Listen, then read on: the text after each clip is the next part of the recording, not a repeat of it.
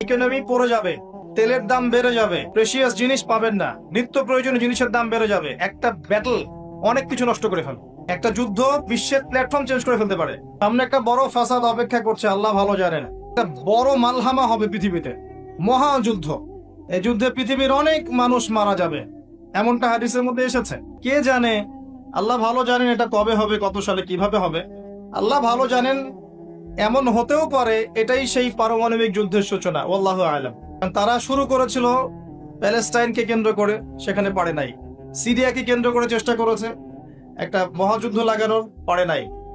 সিরিয়াকে কেন্দ্র করে প্রায় হয়েই গিয়েছিল, এখানে অনেকগুলো দেশ ইনভলভ হয়ে গিয়েছিল, কিন্তু নিউক্লিয়ার যুদ্ধ পর্যন্ত যায়নি। কিছু মানুষ চাচ্ছে, একটা সভ্যতা চাচ্ছে যে পৃথিবীতে একটা মহাযুদ্ধ ঘটুক, এর ফলে পৃথিবীর ম্যাক্সিমাম মানুষ যেন মারা যায়, পরাশক্তিগুলো দমন হয়ে যায়, সে নতুন করে রাইজ করবে, সেই অপেক্ষায় বসে আছে।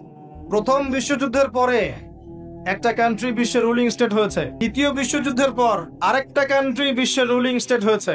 এখন অন্য কোন রাষ্ট্রকে যদি পৃথিবীর শাসন রাষ্ট্র হিসেবে আত্মপ্রকাশ করতে হয়, তাহলে বিশ্বে আরেকটা বড় যুদ্ধের দরকার আছে। জ্ঞানী মানুষ ইশারা বুঝবেন, তারা এই চেষ্টাই করছে।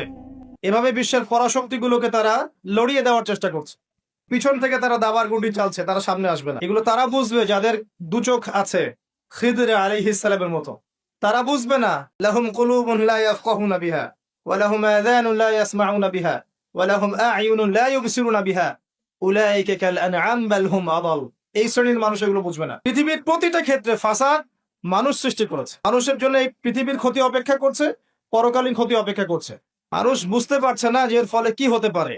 মেডিসিন বন্ধ হয়ে যেতে পারে, পরিবেশের মধ্যে অক্সিজেনের লেভেল কমে যাবে, ফ্রেশ বাতাস পাবে না মানুষ, ফ্রেশ খাবার পাবে না, ইকোনমি পড়ে যাবে, তেলের দাম বেড়ে যাবে, প্রেশিয়াস জিনিস পাবেন না, নিত্য প্রয়োজনীয় জিনিসের দাম বেড়ে যাবে। একটা ব্যাটল অনেক কিছু নষ্ট করে ফেলে। একটা যুদ্ধ বিশ্বের প্ল্যাটফর্ম চেঞ্জ করে ফেলতে পারে। আর যদি সেটা কোনো নিউক্লিয়ার যুদ্ধ হয়, তাহলে তো কথাই নাই, যেখানে বোম একটা পড়বে শেষ, ম্যাসাকার। আর এখনকার নিউক্লিয়ার ওয়েপন্স গুলো ওই জাপানের হিরোশিমা নাগাসাকির মতো নয়, এখনকার গুলো আরো অনেক শক্তিশালী। একটা বোমা একটা রাষ্ট্রকে উড়িয়ে দেওয়ার জন্য যথেষ্ট, মানুষ কঙ্কাল ছাই হয়ে যাবে, কিচ্ছু করতে পারবে না।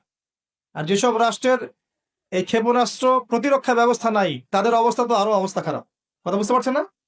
ক্ষেপণাস্ত্র প্রতিরক্ষা ব্যবস্থা থাকে, কেউ যদি মিসাইল ছোড়ে সেটাকে আকাশেই ধ্বংস করা যায়। সেই প্রতিরক্ষা ব্যবস্থা যাদের নাই, তাদের কি অবস্থা হবে চিন্তা করতে পার। এই মালহামায় মুসলিমরাও জড়িয়ে যাবে, কারণ বিশ্ব এখন একটা, যেটা আমরা বলি যে গ্রামের মতো, ভিলেজ, একটা ওয়ার্ল্ড ভিলেজ, বিশ্ব একটা গ্রামের মতো হয়ে গেছে এখন। একদিকে ঢিল পড়লে আর একদিকে প্রভাব পড়বে, তাই পুরো বিশ্ব একটা পরিবারের মতো হয়ে গেছে। একদিকে সমস্যা সৃষ্টি হলে সমস্ত বিষয়ের দিকে ইফেক্ট হবে, প্রত্যেকটা রাষ্ট্র ইফেক্টেড হবে। তো কেউই আমরা ক্ষতি থেকে মুক্ত নই, না দুনিয়ার ক্ষতি না পরকালে। আর পরকালের ক্ষতি তো আপনারা আমার চেয়ে ভালো জানেন, মানুষের জন্য অপেক্ষা করছে পরকালের সওয়াল জবাব, কবরের আযাব, মিজান, পুলসিরাত, জান্নাত জাহান্নাম। ইন্নাল ইনসানা লাফি খুসর। তারপরেও মনে হয় আমাদের চালচলন দেখলে যে ক্ষতি আমাদেরকে স্পর্শ করবে না। আমাদের ব্যাপারটা অনেকটা এমন যে আরে অন্যদিকে কি হয় হোক, আমি তো ভালো আছি। যখন সবকিছু নষ্ট হয়ে যায় তখন নিজেও ভালো থাকা যায় না, থাকা যায়? যখন সবকিছু নষ্ট হয়ে যায় তখন নিজেও আর ভালো থাকা যায় না। তো আমাদের ভাগ্যেও ক্ষতি অপেক্ষা করছে, এটা সময়ের ব্যাপার মাত্র। এখনো যদি আমরা সচেতন না হই, নিজেদের ফিউচারের চিন্তা না করি, নিজেদের আমল, আকীদা, পরিবার, রিজিক এগুলোকে না গুছিয়ে নেই, তাহলে সমস্যা আছে। আমরা কি সমস্যায় পড়তে চাই? আল্লাহ পাক আমাদের সবার আকীদাকে পরিশুদ্ধ করুন, আমিন।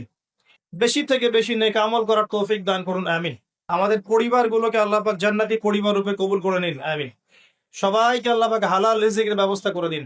দিন ইসলামকে প্রতিষ্ঠা করার তৌফিক আল্লাহ পাক আমাদেরকে দান করুন।